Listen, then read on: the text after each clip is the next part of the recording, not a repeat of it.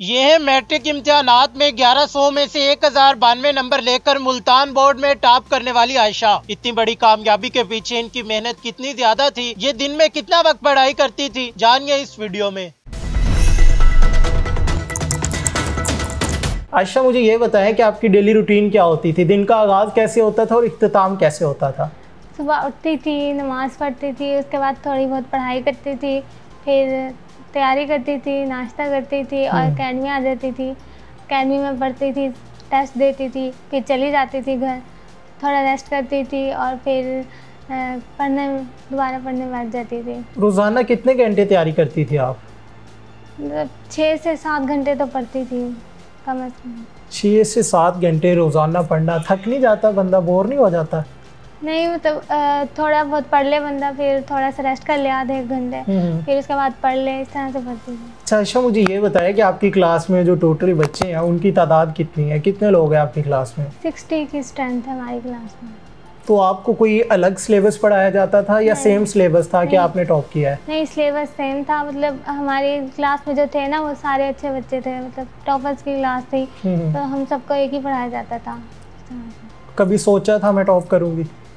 नहीं, उम्मीद तो थी, एक दिल में ख्वाहिश थी कि करना है, लेकिन इतनी ज़्यादा उम्मीद नहीं थी कि टॉप कर जाऊँगी। बीमार भी होती होंगी, बीमारी में पढ़ाई को कैसे लेकर चलती थी? तब स्किप कर देती थी या फिर कंटिन्यू रखती थी?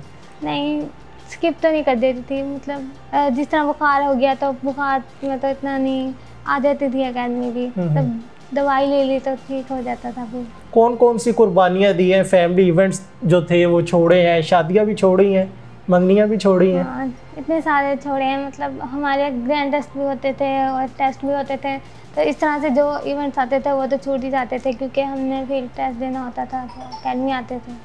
मेरी कज़न की शादी थी जिसमें मैं नहीं गई थी, और मेरा टेस्ट था तो मैं इधर आई थी, और इधर अकेडमी में एक डिनर था, उधर भी नहीं गई थी मैं। हमारा प्री बोर्ड हो रहा था तो मैं नहीं गई थी उसमें। मैंने अपने टेस्ट की तैयारी की थी और अगले दिन टेस्ट देने आई थी।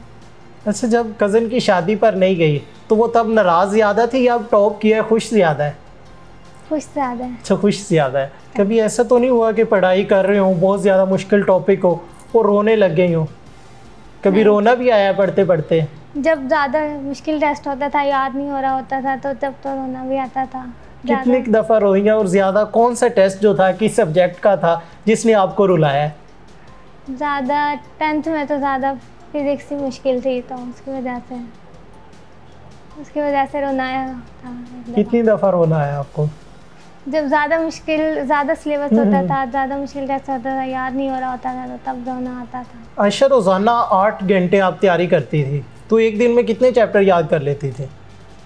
हमारे डेली बेसिस पे टेस्ट होते थे, मतलब एक टेस्ट में आधा चैप्टर होता था, तो इसी तरह से प्रिपेयर करते थे, फिर आधा चैप्टर होता था। तो कोई स्पोर्ट्स एक्टिविटी भी है जो आप करती हो या फिर पढ़ाई बस? नहीं, स्पोर्ट्स होते थे लेकिन मैं उस पर कंट्रीब्यूट नहीं करती थी, बस मेरे पढ़ाई की तरफ ज़्यादा वो है। तो जब पता चला कि मैंने टॉप किया है तो क्या रद्द-ए-अमल था, क्या फीलिंग थी?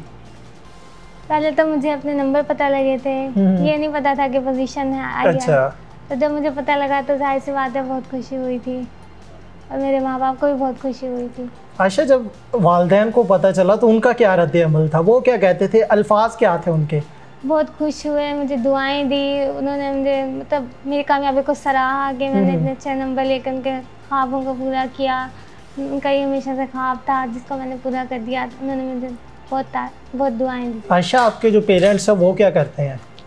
मेरे बाबा गवर्नमेंट टीचर हैं और इधर ही पढ़ाते हैं, और मेरी मम्मा हाउसवाइफ है।